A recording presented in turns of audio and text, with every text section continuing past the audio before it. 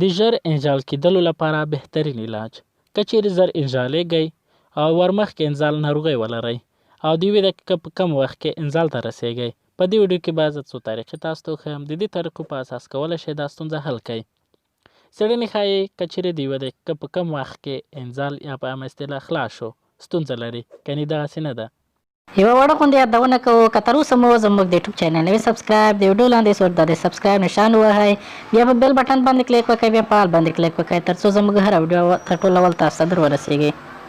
له دې سره حقیقت همداسې دی، ډېر نارینه غواړي چې مقابل ورته ځان قوي وښیي او ژر خلاص نه شي. څېړنې ښایي د دې لپاره چې نارینه له دې ستونزې خلاص شي، تر ټولو اسانه او بې ضرره لاره یې دا ده: تمرین کول.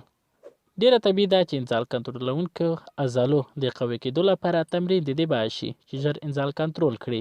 په دغه طریقه څو ځله خپل خاص اندام ته تمرین ورکړئ. نارینه کولی شي هغه عضلې چې دقیقاً د تشو متیازو کول په لاس لري تمرین ورکړي. همدارنګه هم عضلې چې د سپرم ماسیر او د باندې تګ په غاړه لري، هره ورځ د دغو عضلو ساتل او تمرین کول د دې باعث کېږي چې تر څو انزال کنټرول شي.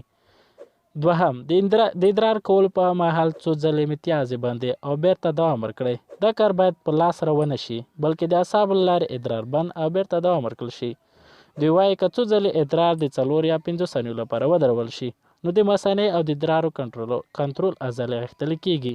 د دغو عضلو پیاوړتیا د ژر انزال کېدو له مخنیوي سره مرسته کوي. دوی وایي چې نارینه د ورځې څو ځلې دا تمرین وکړي او له یوې مودې وروسته د نتیجه وګوري.